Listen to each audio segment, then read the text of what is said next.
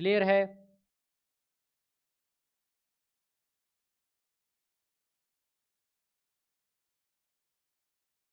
Sir जी दा zini breakout kamsudi kana da sirap dua candle ushi mong sara be padlem candle mong sara sar be wapas barela chilak der confirmation am sir ji mong tamilaw shi kana agena बाद दोबारा sir वापस जोल तरफ तरह sir पता है क्यों कैसे कॉल पकड़ दी। दगार तवेम, हाँ, ये मैं बताता हूँ। क्लियर क्लियर, कैंडल की समझा दे भाई। कैंडल की सिंपल फार्मूला है। ज़िशान अली भाई, आप तो उसी वक्त भी क्लास में थे। कैंडल में आप हमेशा वही कैंडल देखोगे, वही कैंडल पे एग्जीक्यूशन करोगे जिसमें बड़ा कैंडल हो। जो बड़ा कैंडल हो, जो जिसमें मोमेंटम ही ना हो, तो उस पर एग्जीक्यूशन हम नहीं कर सकते, उस पर हम ट्रेड नहीं कर सकते।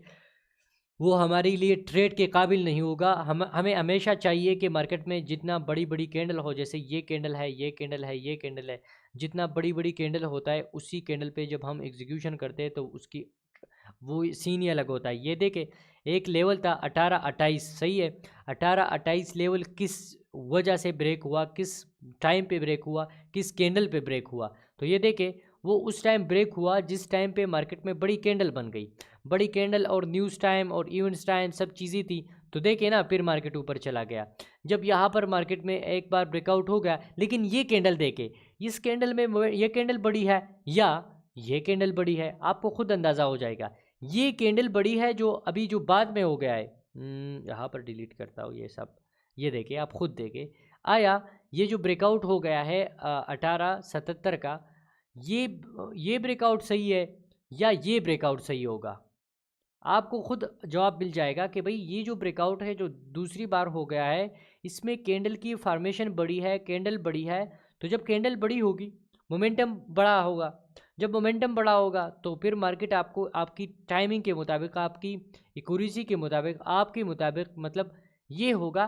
भाई मैं मार्केट की एसएल से नहीं घबराता। मैं मार्केट की तब घबराता हूँ मार्केट से कि जब मार्केट में मोमेंटम ही नहीं होता, जब मार्केट में वॉल्यूम ही नहीं होता। जब मार्केट में वॉल्यूम होता है तो मेरा क्या होगा, एसएल होगा या टीपी होगा। भाई एसएल भी बड़ी बात नहीं है। एसएल ऐसी बात नहीं है कि भाई एसएल आपका हो गया तो आप गलत ट्रेड कर रहे हो। एसएल आपका हो गया तो आप जो है मतलब आपने कोई एसएल आपका हो गया तो आपने फिर ये छोड़ा कि यार ये स्ट्रेटजी काम नहीं करी है। ये क्या बात है ये? भाई ऐसा होता है। ऐसा एसएल आपका होगा, पेक ब्रेकआउट भी आपका होगा। लेकिन पेक ब्रेकआउट क्यों होता है? फेक ब्रेकआउट जो है वो हम जब ट्रेड एग्जीक्यूशन करेंगे ना, तो उसमें हम बताएंगे आपको कि भाई पेक ब्रेकआउट असल में क्या होता है, पेक ब्रेकआउट क्या कब होता है। मैंने आप लोगों को उसी क्लास में कंफर्मेशन एंट्री की थोड़ी सी बात की थी कि कंफर्मेशन एंट्री हम कब करते हैं। तो कंफर्मेशन एंट्री पे अभी अगेन भी बात करते हैं, क्योंकि उसमें ये रिकॉर्डिंग नहीं हुआ था। तो कंफर्मेशन एंट्री हम तब देखते हैं, कंफर्मेशन एंट्री हम तब देखते हैं कि प्रॉपर एक लेवल से मार्केट कैंडल क्लोज कर ले। जैसे कि ये हुआ था 18-28 से जो कैंडल क्लोज हो गया है, मतलब प्रॉपर एक कैंडल क्लोज हो गया है। अगर हम इसको लाइन चार्ट में भी कन्वर्ट करें तो उससे ऊपर क्लोज है, प्रॉपर एक कैंडल क्लोज है। तो अब ये कैंडल क्लोज हो गया, तो अब इसमें कंफर्मेशन एंट्री हम कैसे लेंगे, ये अगेन मैं बताता हूँ। कंफर्मेशन एंट्री इसमें ऐसा होगा कि यहाँ पर पहले तो एक जगह से क्लोज कर ले, फिर उसके बाद कोई रिजेक्शन टाइप कैंडल दे। ये रिजेक्शन टाइप कैंडल दे जाए, रिजेक्शन टाइप कैंडल के बाद फिर मार्केट ऊपर अगर जाना स्टार्ट करता है, तो ये आपका कंफर्मेशन एंट्री होगा कि मार्केट हम इसको ऐसे देखेंगे कि मार्केट ऊपर जा सकता है, जैसे ये हुआ था। लेकिन कभी कभी रिजेक्शन कैंडल नहीं देता तो उस पर हम रिस्क की एंट्री लेते हैं। आज रिस्क की एंट्री पे भी बात करेंगे, क्योंकि कंफर्मेशन एंट्री पे पहले बात मैंने की थी। सिर्फ मैंने ये नहीं बताया था कि कंफर्मेशन एंट्री जो है मतलब सिर्फ रिकॉर्डिंग नहीं हुई थी। बाकी कंफर्मेशन एंट्री हम तब देखते हैं। सर फेसबुक पर प्राइवेट ग्रुप बनाओ स्टूडेंट के, यार वो बना लेंगे। यहाँ पर अभी टॉपिक में आप टॉपिक को देके ग्रुप फिर बना लेंगे, वो अलग चीज़ है, ठीक है। यहाँ पर प्रॉपर जो है 18-28 से क्लोज हो गया। तो 18-28 से क्लोज होने के बाद अब ज़रूरी नहीं है कि आपको कंफर्मेशन एंट्री डायरेक्ट ही रिजेक्शन कैंडल दे। ये मार्केट है मेरे भाई, मार्केट मेरे मुताबिक नहीं चलता। शायद मार्केट ऐसे आ जाए, ऐसे आ जाए, यहाँ पर कोई और रिजेक्शन टाइप कैंडल दे, रिजेक्शन कैंडल दे दिया और फिर मार्केट अगेन सेल आ गया। अगेन जो है मार्केट सेल आ गया। फिर सेल आने के बाद यहाँ पर जो है कोई बुलिश मोमेंटम चेंज हो जाए, मतलब वापस बुलिश में मोमेंटम आ जाए। यहाँ पर अगेन बुलिश में मोमेंटम आ गया। बुलिश में मोमेंटम आने के बाद मार्केट में अभी ये क्या जाहिर कर रहा है, एक तो यहाँ पर मोमेंटम बुलिश में था, दूसरा यहाँ पर अगेन बुलिश में मोमेंटम आ गया। तो अब अगर हम लेवल को थोड़ा एक्सटेंड कर ले तो ये लेवल मेरे लिए ये बन जाएगा। तो अगर हम इस लेवल के ब्रेकआउट पे भी ट्रेड कर ले या इस पे इसकी क्लोज पे ट्रेड कर ले तो अगेन हमें ट्रेड मिल गया। और ये जो ट्रेड था ये हमने फिर अगेन मोमेंटम बेस पे ले लिया और मार्केट ऊपर चला गया। तो ये भी आपका बेस्ट ट्रेड होगा क्योंकि इसमें भी आपने इसकी मोमेंटम को देखा। मोमेंटम को आपने कैसे देखा भाई, सेलर की कैंडल बड़ी है या बायर की कैंडल बड़ी है? तो देखिए, खुद देखिए, बायर की कैंडल बड़ी है। तो जब बायर की कैंडल बड़ी है तो अब यहाँ पर कोई रिजेक्शन कैंडल भी नहीं है, वो अलग सीन है। जो मैंने आपको बताया था कि रिजेक्शन कैंडल हम इसको देखते हैं, रिजेक्शन कंफर्मेशन एंट्री की बाद कितनी ऊपर जाएगा, ये तब इतना ऊपर जाएगा जितना क्लीन डाउन हुआ होगा। ये देखे क्लीन, ये देखे, ये देखे, ये तो क्लीन अप और क्लीन ये मैंने क्यों 1877 पे ही मैंने टीपी क्यों लगाई है आपको पता है? 1877 मैंने इसलिए टीपी लगाई है क्योंकि यहाँ पर एक ही रो पे मार्केट डाउन आ गया है। ये मैंने आपको बताया था, ये पहली क्लास में मैंने आपको बताया था, लेकिन कुछ लोगों को अभी तक ये भी क्लियर नहीं है। तो जब तक ये नहीं क्लियर मैं कैसे आगे चला जाऊँ? मेरा तो अभी कोर्स भी मैं तो कोर्स भी अभी ख़त्म कर सकता हूँ।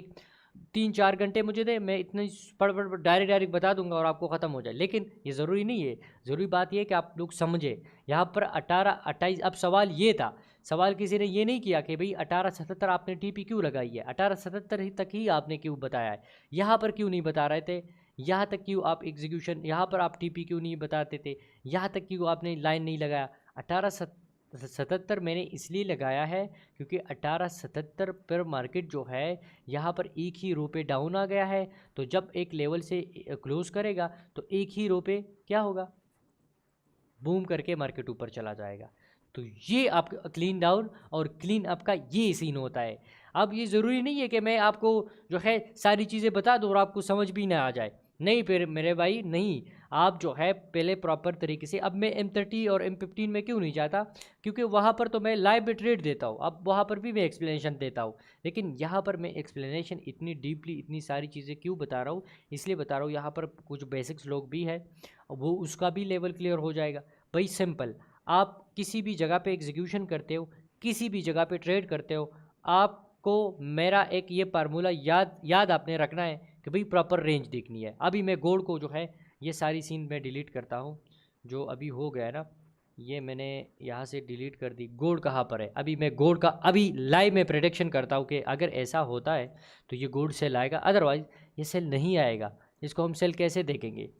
तो अच्छा, यहाँ पर ये लेवल था, नेक्स्ट लेवल क्या था, तो ये लेवल था 19-28 लेवल था, सब 28-28 ही बनते हैं। अच्छा, अब कुछ लोग इसको लेवल बोलेंगे कि ये लेवल है, लेकिन अगर आप इसको बोले या आप इसको बोले, दोनों नज़दीक है, देखें दोनों बिल्कुल सेम है। तो ये आपका 47 है और ये 51 है, मतलब इसमें इतना फ़र्क नहीं है। तो इसको हम कैसे देखेंगे, ये देखें आपका 1947 है, दूसरा जो लेवल है ऊपर साइड पे जो लेवल है 1951 है। तो हम क्या कर लेंगे भाई, इतना तो हम नहीं कह सकते क्या कि यहाँ तक जाएगा वहाँ तक जाएगा। तो हम इसको जो 1947 है इसको इग्नोर कर देते, डिलीट कर देते। हम ये देखेंगे कि भाई अगर हमारा टीपी होगा तो 1947 पे होगा, लेकिन हम ब्रेकआउट पे ट्रेड अगर करेंगे तो वो 1951 पे करेंगे। वो 1951 पे क्यों करेंगे? क्योंकि इसके बाद क्लीन अप डाउन होगा। ये देखें यहाँ पर, ये इसको एक्सटेंड करता हूँ, यहाँ पर एक्सटेंड किया।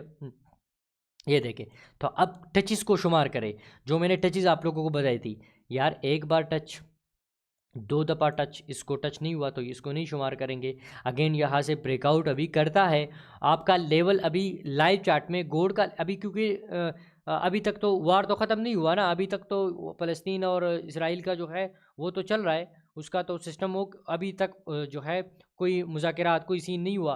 तो जब तक ये नहीं होता तो गोल्ड अब अगर नेक्स्ट वीक में आपका 1951 से ऊपर क्लोज करता है H4 के टाइम और न्यूयॉर्क सेशन के टाइम, तो देखना ये फर्स्ट टीपी कहाँ पर होगी। आप सिंपल आप आइडेंटिफाई कर ले, खुद भी आइडेंटिफाई कर सकते हो कि भाई मेरे यहाँ तक होगी आपके फर्स्ट टीपी। 1971 तक मार्केट जा सकता है, फिर 1971 से क्लोज करता है तो कहाँ तक जाएगा, तो यहाँ तक जाएगा। ये इतना अच्छा नहीं है, तो हम फ्रेश लेवल कहाँ पर लगाएंगे? फ्रेश लेवल 1971 के बाद अच्छा जो लेवल है वो आपका 1985 लेवल है। ऐसे मैं लेवल निकालता हूँ। ये देखें आप लोगों, अल्लाह करे कोई हल निकले। अल्लाह करे कोई हल निकाले यार, वो ज़्यादातर जो है हम मुसलमान ही। सर टीपी क्या होता है? टीपी आपका जो है प्रॉफिट वाली सीन होता है यार। टीपी आप टीपी भी नहीं समझते, क्या कर रहे हो? एचपी लैपटॉप वाले